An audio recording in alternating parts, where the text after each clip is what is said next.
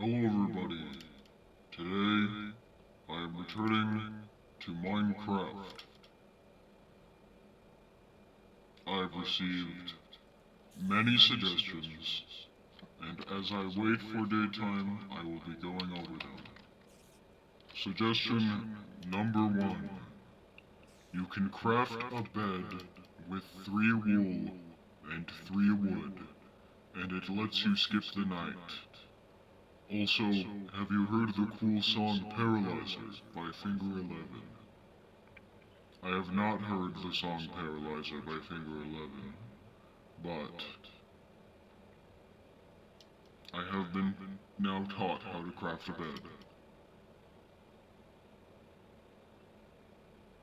This one reads, you can press the F key to put something in your offhand, just in case you did not know. Ha ha. This one, I am unsure of what that means, but I will keep it in mind. And finally, this one reads, you should try mining. It's awesome. At first I misunderstood and thought they were trying to tell me to mine in real life.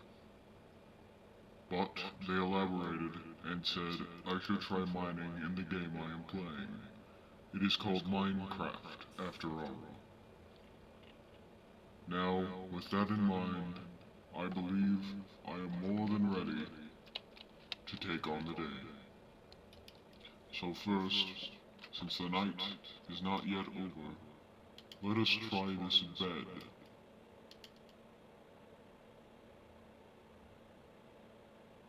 Wood. Oh.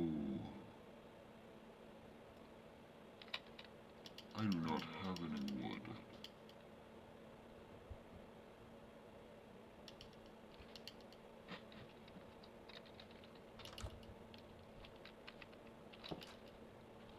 I will have to be brave and venture out into the unknown.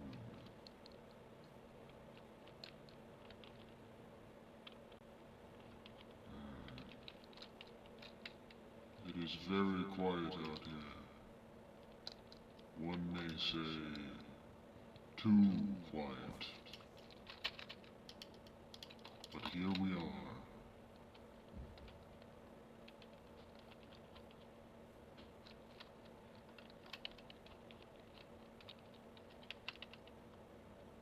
Yes, I appear to be relatively safe.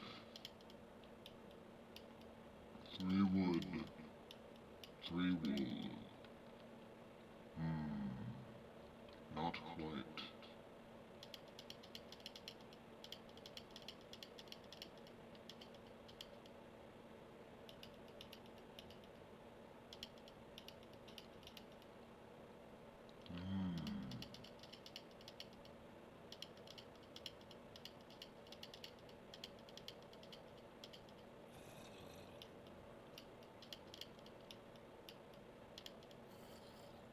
No.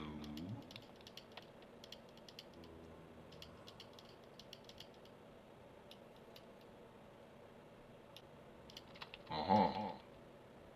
There we are. And I do believe an up. Let us try our new sword out.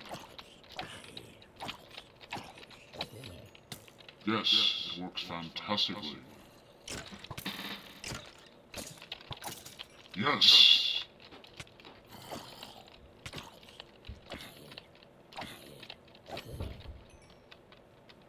And it is over. Oh.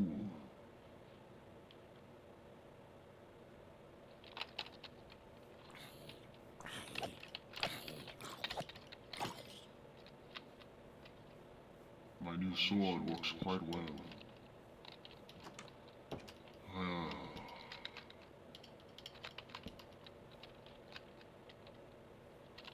I suppose it could be time for a home improvement sometime soon.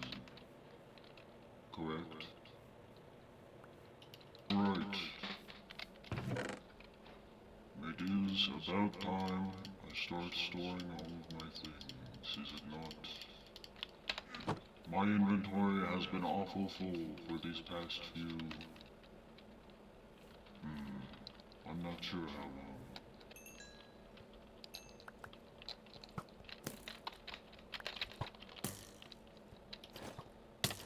Ow!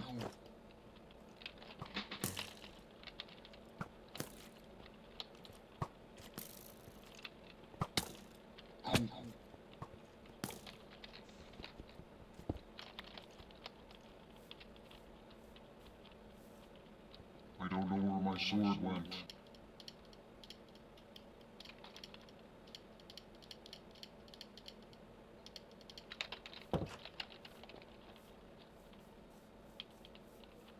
Come here, you bastard. I'll tear you apart.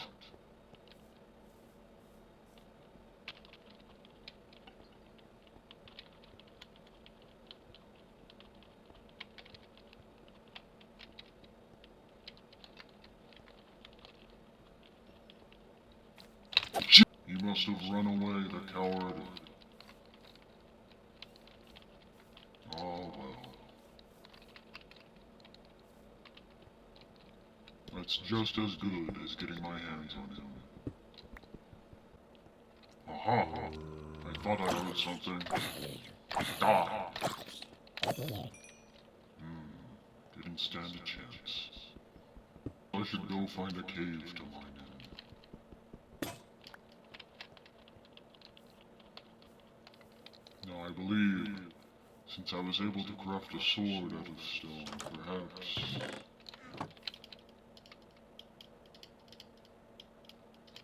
Yes. Perhaps inside of here? No, not quite. These are more so tunnels than a cave. And they appear to have nothing of value inside them. Perhaps I should have brought my bed with me, no?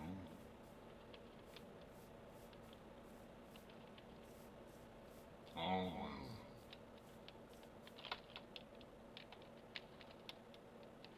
I'm sure it will be fine. Aha! Here we are. Now this is a proper cave.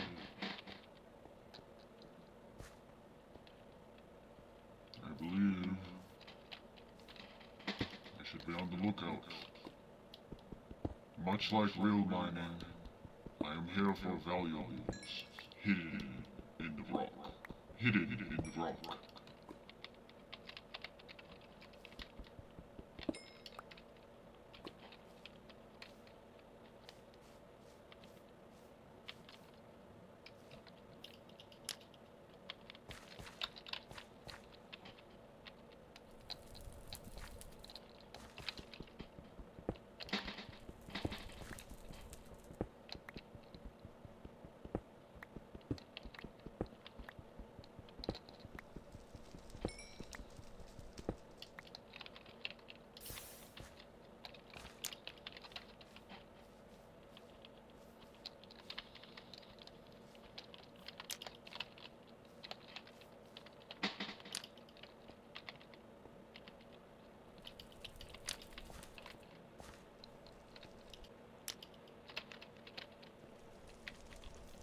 Ah.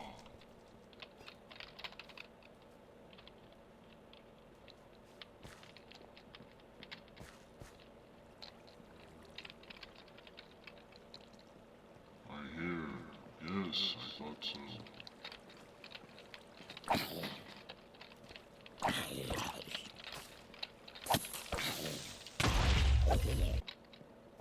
Let us continue exploring.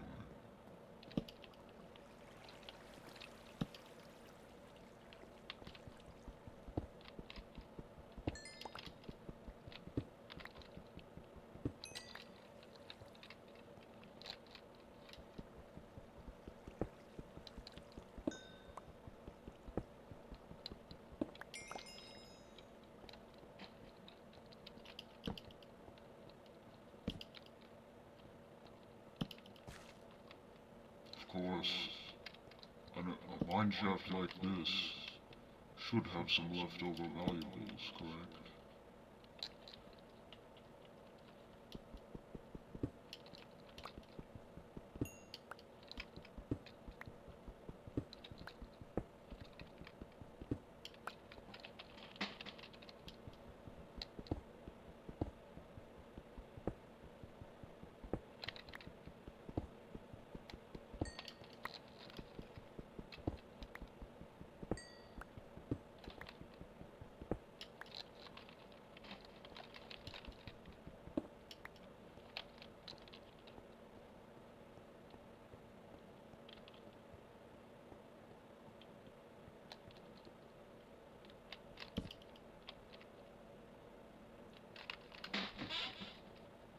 What am I looking at?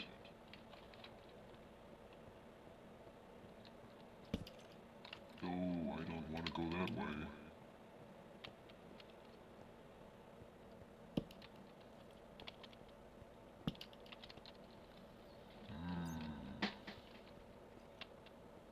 It would be a shame if I got lost down here.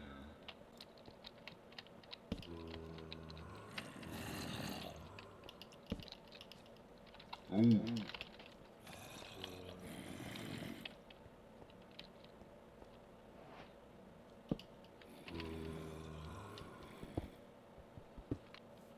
That was quite the successful venture. Look at all that I have attained. 20 gold, 3 iron, 49 cobblestone. I have no idea where I am.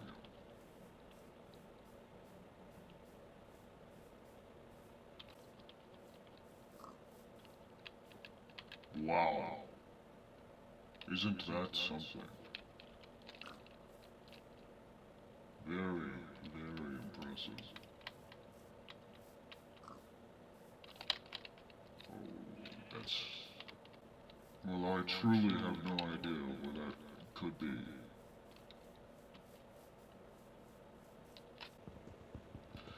Ah, well. Perhaps new beginnings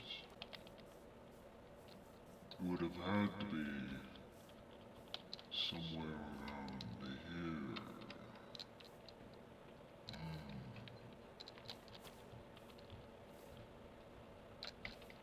Perhaps over this way?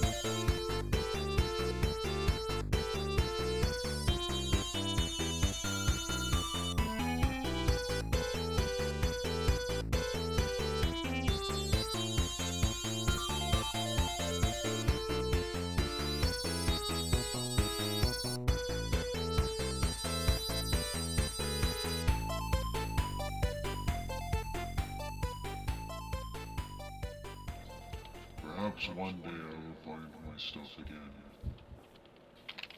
But the sun is most certainly setting.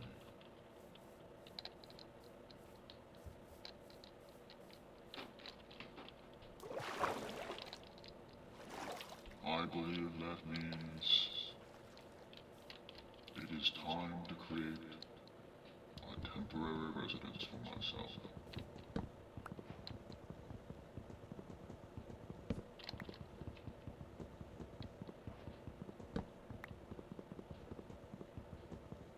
What the fuck is this?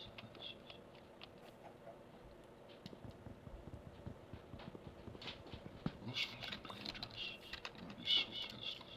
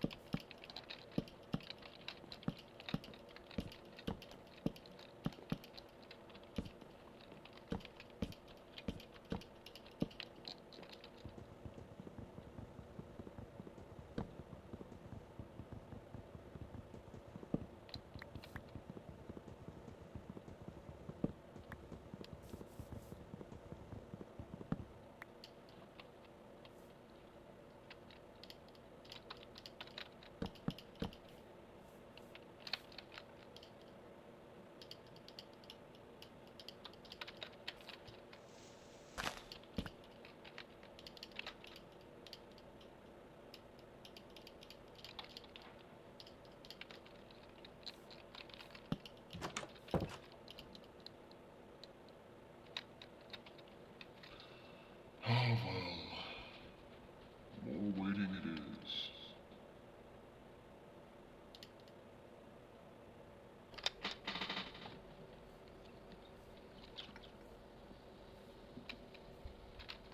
I hear some shit walking around.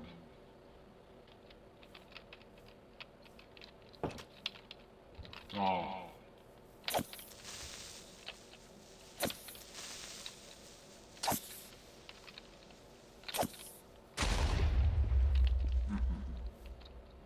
You could never best me. Don't even try. And yet, I still find myself lost. Another one? Perhaps this forest is where these creatures originate from.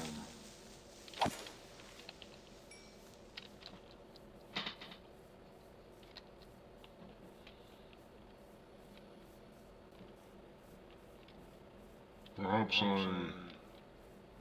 in the meantime, ought to share a story. One morning, when Gregor Samsa woke from troubled dreams, he found himself transformed in his bed into a horrible vermin. He lay on his armor-like back, and if he lifted his head a little, he could see his brown belly, slightly domed and divided by arches into stiff sections. The bedding was hardly able to cover it, and seemed ready to slide off at any moment. His many legs, pitifully thin compared with the size of the rest of him, waved about helplessly as he looked. What's happened to me? He thought. It wasn't a dream. His room, a proper human room, although a little too small, lay peacefully between its four familiar walls. A collection of textile samples lay spread out on the table. Samsa was a traveling salesman, and above it there hung a picture that he had recently cut out of an illustrated magazine and housed in a nice gilded frame. It showed a lady fitted out with a fur hat and fur boa who sat upright, raising a heavy fur muff that covered the whole of her lower arm towards the viewer. Gregor then turned to look out the window at the dull weather. Drops of rain could be heard hitting the pane, which made him feel quite sad. How about if I sleep a little longer, and forget all this nonsense, he thought. But that was something he was unable to do because he was used to sleeping on his right, and in his present state he couldn't get himself into that position. However hard he threw himself onto his right, he always rolled back to where he was. He must have tried it 100 times, shut his eyes so that he wouldn't have to look at the floundering legs, and only stopped when he began to feel a mild, dull pain there that he had never felt before. Oh God, he thought, what a strenuous career it is that I've chosen. Traveling day in and day out, doing business like this that takes much more effort than doing your own business at home. And on top of that, there's the curse of traveling. Worries about making train connections, bad and irregular food, contact with different people all the time so that you can never get to know anyone or become friendly with them. It can all go to hell. He felt a slight itch up on his belly, pushed himself slowly up on his back towards the headboard so that he could lift his head better, found where the itch was and saw that it was covered with lots of little white spots which he didn't know what to make of. And when he tried to fill the place with one of his legs, he drew it quickly back because as soon as he touched it, it was overcome by a cold shudder. He slid back into his former position. Getting up early all the time, I thought. It makes you stupid. You've got to get enough sleep. Other traveling salesmen live a life of luxury. For instance, whenever I go back to the guest house during the morning to copy up the contract, these gentlemen are always still sitting there eating their breakfasts. I ought to just try that with my boss. I'd get kicked out on the spot. But who knows, maybe that would be the best thing for me. If I didn't have my parents to think about, I'd have given in my notice a long time ago. I'd just have gone up to the boss and told him what I think. Tell him everything I would, let him know just what I feel. He'd fall right off his desk. And it's a funny sort of business to be sitting up there at your desk, talking down at your subordinates from up there, especially when you have to go right up close because the boss is hard of hearing. Well, there's still some hope. Once I've got the money together to pay off my parents' debt to him, another 5 or 6 years, I suppose, that's definitely what I'll do. That's when I'll make the big change. First of all, though, I've got to get up. My train leaves at 5. And he looked over at the alarm clock, ticking on the chest of drawers. God in heaven, he thought. It was 6:30, and the hands were quietly moving forwards. It was even later than 7:30, more like 7:15. Had the alarm clock not rung, he could see from the bed that it had been set for 4 o'clock as it should have been. It certainly must have rung, yes, but was it possible to quietly sleep through that furniture rattling noise? True, he had not slept peacefully, but probably all the more deeply because of that. What should he do now? The next train went at 7. If he were to catch that, he would have rushed like mad. The collection of samples was still not packed, and he did not at all feel particularly fresh and lively. And even if he did catch the train, he would not avoid his boss's anger, as the office assistant would have been there to see the 5 o'clock train go. He would have put in his report about Gregor's not being there a long time ago. The office assistant was the boss's man, spineless and with no understanding. What about if he reported sick? But that would be extremely strained and suspicious, as in 15 years of service Gregor had never once yet been ill. His boss would certainly come round with the doctor from the medical insurance company, accuse his parents of having a lazy son, and accept the doctor's recommendation not to make any claims. The doctor believed that no one was ever ill, but that many were workshopping. And what's more, would he have been entirely wrong in this case? Gregor did, in fact, apart from excessive sleepiness after sleeping for so long, feel completely well and even felt much hungrier than usual. He was still hurriedly thinking all this though, unable to decide to get out of bed, when the clock struck 7:15. There was a cautious knock at the door near his bed. "Gregor," somebody called. It was his mother. "It's 7:15. Didn't you want to go somewhere?" That gentle voice! Gregor was shocked when he heard his own voice answering. It could hardly be recognized as the voice he had had before. As if from deep inside him, there was a painful and uncontrollable squeaking mixed in with it. The words could be made out at first, but then there was a sort of echo which made them unclear, leaving the hero unsure whether he had heard properly or not. Gregor had wanted to give a full answer and explain everything, but in the circumstances contented himself with saying, "Yes, mother, yes, thank you, I'm getting up now." The change in Gregor's voice probably could not be noticed outside through the wooden door, as his mother was satisfied with his explanation and shoveled away. But this short conversation made the other members of the family aware that Gregor, against their expectations, was still home. And soon his father came knocking at one of the side doors, gently, but with his fist. "Gregor, Gregor," he called, "what's wrong?" And after a short while he called again with a warning deepness in his voice. "Gregor, Gregor!" At the other side door his sister came plaintively. "Gregor, aren't you well? Do you need anything?" Gregor answered both sides. "I'm ready now," making an effort to remove all the strangeness from his voice by enunciating very carefully and putting long pauses between each individual word. His father went back to his breakfast, but his sister whispered, "Gregor, open the door, I beg of you." Gregor, however, had no thought of opening the door, and instead congratulated himself for his cautious habit, acquired from his traveling, of locking all doors at night, even when he was home. Now that is just a short snippet of the story. but I do regard it as a classic. Perhaps I will return to reading this story should the opportunity ever present itself.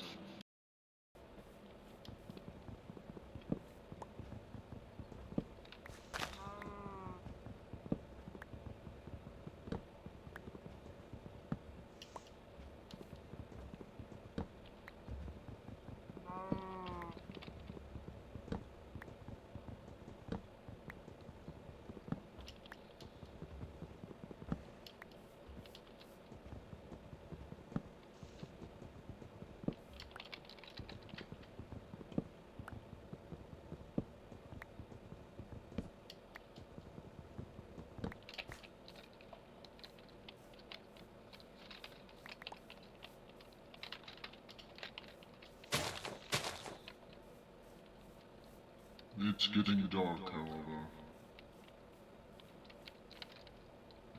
so I shall carve out a home for myself as quickly as I can.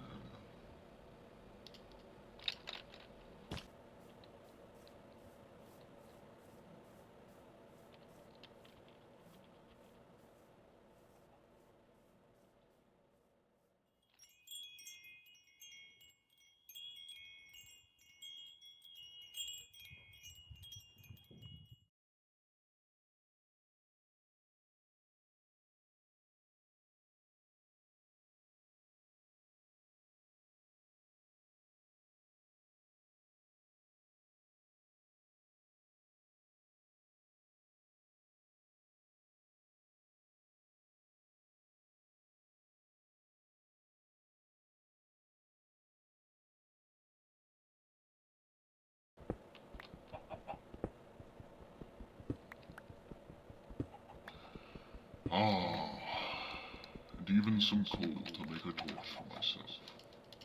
How nice.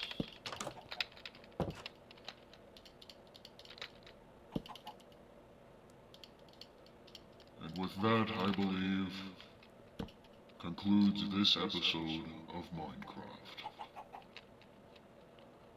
This may be a bit longer than the previous episodes, because I have now found out how to make a bed. While my previous home is long gone, and I may never find that stuff I dropped, nonetheless, I will remain resolute and continue my journey through Minecraft. Farewell.